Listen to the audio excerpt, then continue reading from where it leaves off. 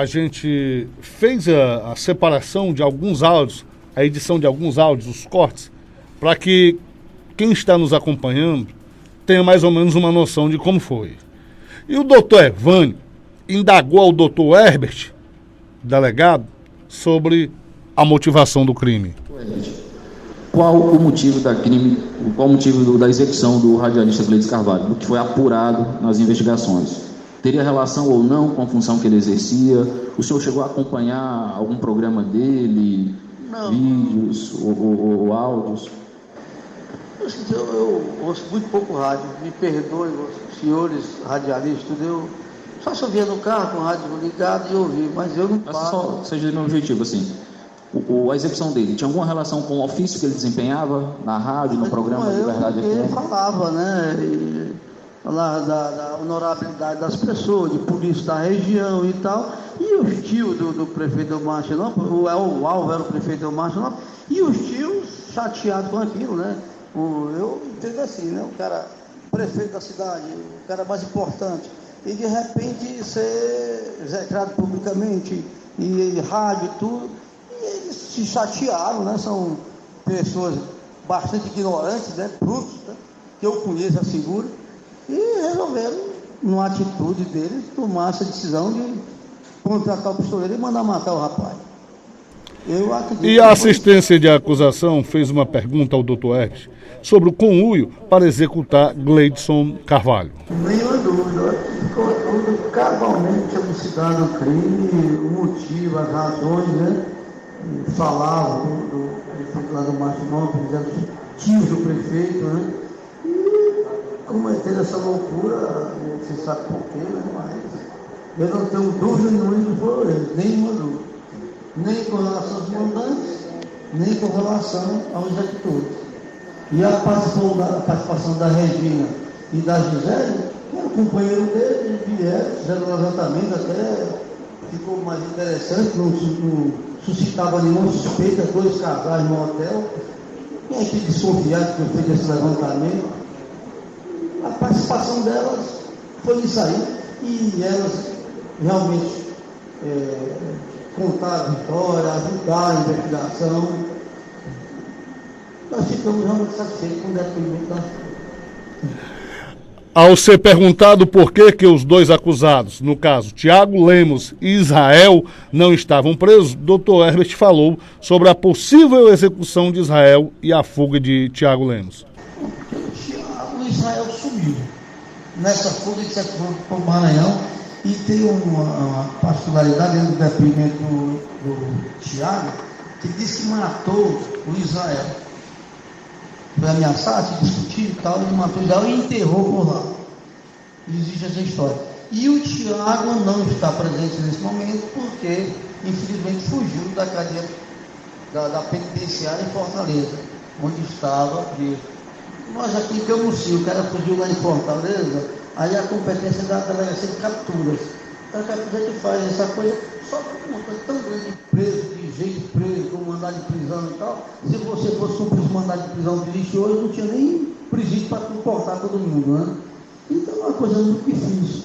Você sai daqui, temos sem informação nenhuma, a delegacia já pequena, poucos policiais, as investigações se demandam aqui também, a gente tem responsabilidade, tem que fazer isso. Então isso demanda investigação, demanda trabalho, tempo, né?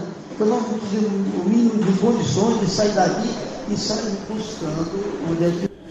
Ainda sobre a possível execução de Israel, o doutor Herbert disse não ter recebido o retorno da delegacia lá da área na cidade do Maranhão. Lá da área, lá, e relatamos o fato para as pessoas lá, para procurar se tinha veracidade esse fato, mas nunca recebemos resposta. Vocês enterraram o corpo, enterraram bem enterrado, não foi encontrado ossada, nada, que a gente tenha tomado conhecimento. Mas que nós entramos em contato com a delegacia da área, eu acho que isso deve ter acontecido no Maranhão, mas não veio resposta. Foi perguntado ao delegado se o crime teria motivação política. Eu entendo que a família ficou chateada, eles dois, principalmente, ficaram chateados em ter o sobrinho, né, uma pessoa importante da cidade, ser execrada publicamente na rádio e tal. Eu acho que foi só isso, né? E eles, muito ignorantes, muito bravos, né? Tomaram essa decisão. Eu acredito que foi isso aí, chateado com o programa de rádio, né? E as coisas que o Gleidson Carvalho dizia deles, né? Eu acho que só foi isso aí. A ré Gisele, esposa de Israel à época, falou em detalhes de sua chegada e inclusive ela dá nomes a quem lhe entregou o dinheiro. Quem os recebeu na rodoviária de Sobral? Inclusive até encontrado algumas passagens na casa lá, do trajeto Santo Inês, no Maranhão, a Sobral. Né? Quem os recebeu na rodoviária de Sobral? E depois quero que você detalhe o que houve até receber e levá-los para algum endereço. Batista. Além dele, além do Batista dentista, quem mais? Você citou outras 3 pessoas. E o irmão dele. Qual o nome? Estou lembrado como é o nome dele. Chico dentista? Sim, A esposa dele também estava? estava. Esposa de quem? Do Chico. Havia mais alguém? Uma pessoa conhecida por irmão, que era evangélico? Tinha uma pessoa, mas eu não sei quem é, não. Mas eram uns 4. Batista, Chico dentista, a esposa do Chico dentista e essa outra pessoa que você não lembra o nome. Não. Pegaram vocês foram de quê? Carro. O carro deles ou de táxi? Dele. De táxi. Pronto. Aí foram para onde? Aí ele foi deixar a gente lá na casa da irmã dele. Da irmã de quem? Do Israel. No percurso, pararam em algum local, em uma pousada, para tratar de algum detalhe da execução? Paramos na pousada. Agora eu não lembro qual era a cidade. Você nem conhecia essa região desse lado? Não conhecia, não. Aí não sabe dizer qual era a cidade? Não sei dizer. Na segunda oitiva, lá em Granja, você disse que achava que a cidade seria Granja, porque ouvia uns anúncios de rádio lá na cadeia e era compatível com o local, inclusive diária de R$30, o café da manhã gratuito. Você chegou a dizer que seria Granja. Você lembra se era ou não? Talvez. O que vocês conversaram lá? O que ocorreu nesse local? Eles ficaram lá conversando, a gente foi almoçar e eles ficaram lá conversando. Eu fui almoçar e eles ficaram conversando lá. Conversando o que exatamente? Que lá você fala, houve acerto de valores, houve entrega de arma, houve entrega de dinheiro para comprar arma, o que houve? Eu não sei o preço, quanto foi, não sei se foi, acho que foi 9 mil, não sei quanto foi não. Mas houve entrega de valores naquele dia? Para uma arma. Para aquisição de uma arma. Quem entregou o dinheiro? A esposa. Esposa de quem? Que estava lá, do Chico. Do Chico dentista. Quem recebeu esse valor? Eu recebi para dar para ele, porque tinha câmera lá. A esposa do Chico dentista recebeu, entregou para você e você repassou para Israel. Quanto era o valor, você não lembra? R$2.000? Mais, menos? Acho que era 2 mil. Com esse valor, foi adquirida essa arma? É uma das armas encontradas lá na casa? Foi adquirida com esse valor? Eu não sei lhe informar, não. Não sei que ele comprou a arma. E a Gisele fala que mais 2 mortes estavam encomendadas, além da de Gleidson Carvalho. Quando você falou que, além do crime do Gleidson Carvalho, a encomenda da execução do Gleidson, havia outras quantas? Eu ouvi, assim, como eles falando, né? Eles quem? O Thiago e o Israel. Eles falando que tinha mais 2. Você chegou a ouvir algum detalhe desses outros 2 alvos? Nome, profissão? Eu não estou recordando, não. Mas havia uma ordem? Quem deveria morrer primeiro? Se era o Gleidson? Ou tanto fazia, dos 3? Não sei lhe dizer, não, de informar, não. Lá você disse que um outro alvo seria uma pessoa que seria dentista na cidade de Martinópolis. Você confirma pelo menos essa informação? Que outro alvo seria um dentista de Martinópolis? E um terceiro seria uma pessoa de uma família muito influente que seria o último, porque eles teriam medo de uma reação, de uma retaliação. Você confirma essas duas palavras que eu tenho gravado aqui e posso até exibir? Eu sei que eles falavam que no último, a última pessoa que eles ia matar, ia dar muita repercussão. Por quê? Explicaram o motivo? Não sei não. Então havia uma ordem.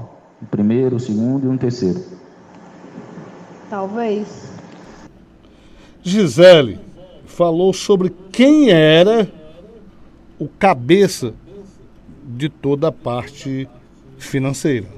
Na parte financeira, né, para custear essas viagens de vocês, o pagamento desses valores e essas outras promessas, quem que estava à frente? Quando envolvia pagamento, entrega de valores, ou de arma, ou de valores para comprar armas, quem que estava à frente? Batista.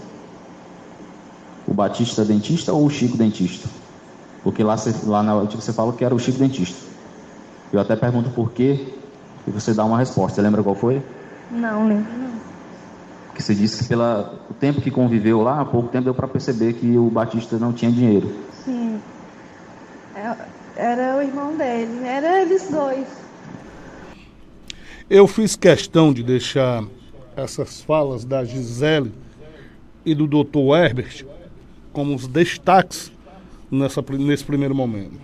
Na sequência, a gente ainda tem as falas aqui do Dr. Renato Cordeiro, um dos advogados de defesa, do Dr. Edmar, defensor público, e do Dr. Micael, juiz da primeira vara de Camusim. Muito bem, estamos aqui comentando o julgamento que durou mais de 10 horas dos primeiros acusados de participação no assassinato do radialista Gleidson Carvalho, ocorrido em agosto de 2015. O Tribunal do Júri foi instalado no plenário da Câmara de Vereadores de Camusim por impossibilidade na estrutura do fórum. 4 anos após o crime, Tiago Lemos de Souza, Regina Rocha Lopes e Gisele do Nascimento foram julgados e condenados pelos crimes de homicídio duplamente qualificado e organização criminosa. Ao todo, 9 pessoas são acusadas na autoria e participação do crime que teve repercussão internacional. O juiz da Vara de Execuções Penais, Dr. Micael de Andrade Torres, condenou Gisele e Regina a 23 anos de prisão em regime fechado pelo crime de organização criminosa. Já Tiago Lemos, acusado de ser um dos pistoleiros que participou do crime, obteve a pena de 27 anos de prisão pelo crime de homicídio duplamente qualificado combinado com organização criminosa. Ele encontra-se atualmente foragido da Justiça. A sessão foi marcada por acirramentos de debates entre acusação e defesa. Os 3 advogados de defesa dos réus tentaram a todo tempo, porém sem sucesso, desqualificar a tese do Ministério Público com o fim de inocentar Gisele e Regina do crime de organização criminosa a elas imputado. A defesa dos 3 criminosos recorreram da sentença à instância de apelação em Fortaleza. Os demais envolvidos no crime serão julgados separadamente conforme determinar o curso do andamento do processo. Agora você vai conferir na íntegra o momento em que é anunciado a sentença de cada um dos envolvidos. Julgo procedentes os pedidos da denúncia para condenar Tiago Lemos da Silva, Gisele Souza do Nascimento e Regina Rocha Lopes com recursos no artigo 121, parágrafo 2º, inciso 1º e 4º do Código Penal e artigo 2º, combinado com o artigo 1º, parágrafo 1º da Lei 12.850. Obedecendo ao critério Nelson Hungria esculpido no Código Penal, estabeleço a pena de 27 anos e 4 meses de reclusão e 54 dias multa para o acusado Tiago Lemos da Silva e para as acusadas Gisele de Souza e Regina Rocha Lopes. Estabelece para ambas a pena de 23 anos e 4 meses de reclusão e 60 dias multas. Demais termos constarão assentada, sendo que a sentença será dada integral conhecimento às partes. Podem assentar. Senhores jurados, estamos desde as 9 horas da manhã. Eu queria chamar, é um momento que estamos muito cansados, tenho certeza, aconteceu com todos aqui, vários momentos, a gente queria tanto estar em outro lugar, mas só queria chamar a atenção para a importância do que foi feito hoje. Há 3 anos atrás, essa cidade a cidade inteira sofreu um crime bárbaro, homicídio de um radialista em pleno trabalho, e os senhores começaram a dar resposta. Então, por maior que fosse o cansaço, por maior que seja o desgaste, tudo isso é mínimo pela justiça que Vossas Excelências fizeram hoje, com o vosso julgamento.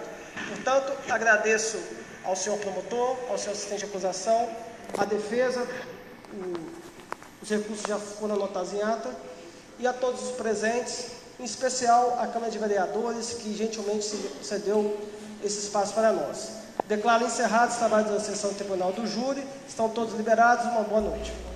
Muito bem, está aí a fala do juiz Dr. Micael ao final do julgamento. Na saída, ao fim dos trabalhos, o Miquel Santos entrevistou um dos advogados de defesa, o Dr. Renato.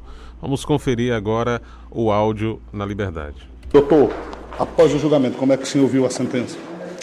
Infelizmente nós não atingimos o objetivo esperado, os fatos não foram claros, mas ao fim o clamor popular, diante do grave crime do fato ocorrido em 2015, acarretou numa sentença.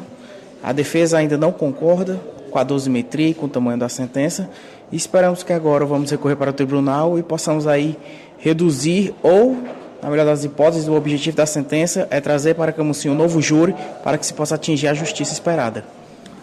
Nesse caso, qual é, na sequência, o próximo passo aí que a defesa vai utilizar? Pronto, a defesa já recorreu agora aqui em plenário. Vamos apresentar as razões no tribunal e após as razões vai dar início aí à questão do julgamento do recurso, aberta à Procuradoria, e após conclusão do desembargador vamos apresentar nossa sustentação oral no Tribunal de Justiça do Estado do Ceará. Obrigado pela participação. Muito bem, Obrigado. Aí está o papel, na verdade, da defesa, que está, em última instância, defendendo os interesses dos réus. Isso é próprio, é legítimo do exercício da atividade, mas eles recorreram e vão aguardar o trâmite aí no Tribunal de Justiça em Fortaleza. O Miquel Santos também conversou com a outra parte da defesa, que foi representada pelo defensor público, Dr. Edmar Albuquerque, também na saída dos trabalhos. É o que nós vamos ouvir agora. Doutor, como é que o senhor viu esse julgamento? Bem, o júri é soberano. O júri decide para absolver e condenar conforme suas convicções próprias, que não precisa nem de fundamentação. O júri pode julgar, muitas vezes, até mesmo absolvendo da forma que lhe aprouver. Essa decisão, claro, da forma que foi posto, do que existe nos autos, nós já apresentamos recurso em plenário, que vai encaminhar os autos ao tribunal, e lá vamos apresentar as razões para reformar e postular novo julgamento. A pena de 27 anos em relação a Tiago Lemos da Silva é uma pena realmente exagerada. Foi reconhecida a organização criminosa, foi reconhecido a pena tem uma dosimetria muito rigorosa. Então nós temos elementos para poder postular no tribunal a modificação disso aí. Após o encerramento, o companheiro André Martins conversou com o juiz Dr. Micael. São exatamente 8 horas e 56 minutos da noite desta quarta-feira, um dia histórico para o caso Gleidson Carvalho. A Rádio Liberdade acompanhou atenta a todo esse julgamento cansativo, prolongado, e finalmente foi concluído agora há pouco com a sentença proferida pelo juiz que comandou todo esse julgamento até aqui, Dr. Micael de Andrade Torres. Está aqui do meu lado e eu vou fazer a seguinte pergunta. Doutor, o senhor está satisfeito com todo o processo que o senhor, a partir do momento que pegou o andamento até a sentença proferida nesse momento, o senhor está satisfeito com o resultado? Boa noite, muito obrigado pela oportunidade. Antes de responder a pergunta, queria externar meu agradecimento público à Câmara de Vereadores. O Poder Legislativo foi muito solícito ao nosso verdadeiro pedido de socorro. O plenário do júri do Fórum foi acometido pela chuva, virou praticamente uma piscina, sem condições de realizar um caso dessa sensibilidade que não faltou ao presidente da Câmara, que de pronto não cedeu os espaços. Fica aqui o agradecimento. Quanto à pergunta, eu fico satisfeito com o resultado do julgamento em si. É um caso muito sensível, com nervos aflorados, mas tanto o Ministério Público quanto as 3 defesas se comportaram de uma forma excepcional, dentro da ética, com extremo profissionalismo.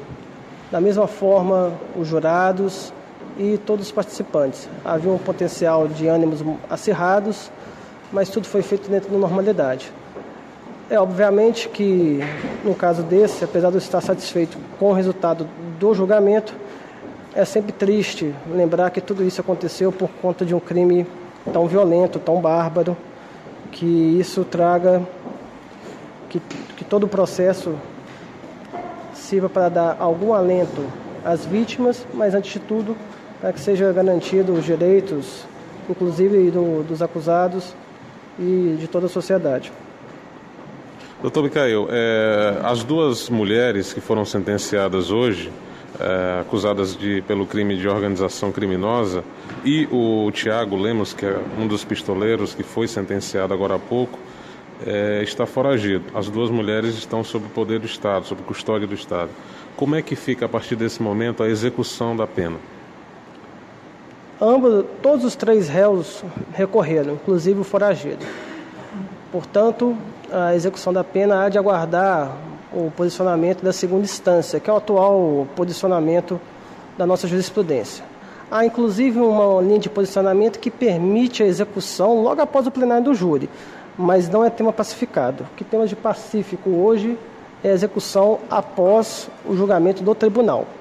E mesmo assim, pacífico com muita controvérsia, porque há uma pressão para rever esse entendimento.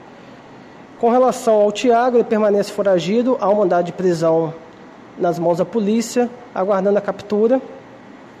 A acusada Gisele permanece na medida cautelar de prisão domiciliar.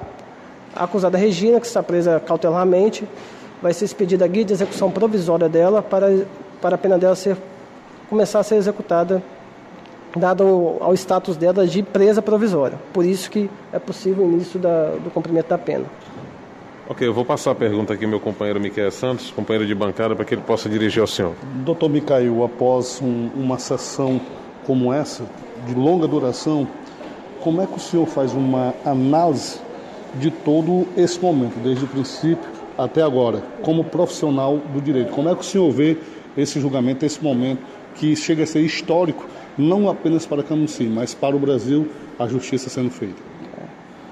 Como juiz de direito, o meu papel é garantir o devido processo legal, ainda que isso muitas vezes significa garantir direitos do acusado, de pessoas execradas publicamente, mas é o papel do juiz de direito agir sempre com imparcialidade e para garantir os direitos do processo, devido processo legal, inclusive para os acusados. Ainda assim, o judiciário tem o dever de prestar esse serviço à sociedade, tem que prestar de uma forma mais séria possível. Então, como integrante do judiciário, eu fico satisfeito de podermos começar a dar a resposta.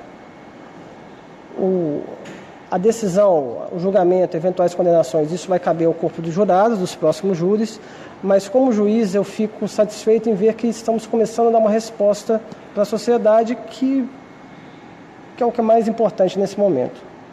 Doutor, tem sim uma base para próximos julgamentos, para que os outros acusados venham a sentar no banco dos réus? Sim. O acusado Israel, ele se encontra foragido e não foi citado. Citação é quando o acusado tem ciência da denúncia. Como ele não foi citado, o processo aguarda a captura dele para dar prosseguimento. Os demais réus, eles tiveram a sentença de pronúncia, isto é, o juiz anterior a mim decidiu que o caso deles deve ser levado ao tribunal do júri, mas recorreram. Então, a sessão de julgamento desses demais acusados vai ser marcada tão logo o Tribunal de Justiça processe e julgue os seus recursos. Obrigado, doutor. Eu agradeço, muito obrigado pela oportunidade. Na Liberdade são 13 horas e 32 minutos, 13h32, na cidade de Granja, nesse momento, muita chuva, viu? Nesse momento, Senador Sá com 28 graus, a sensação térmica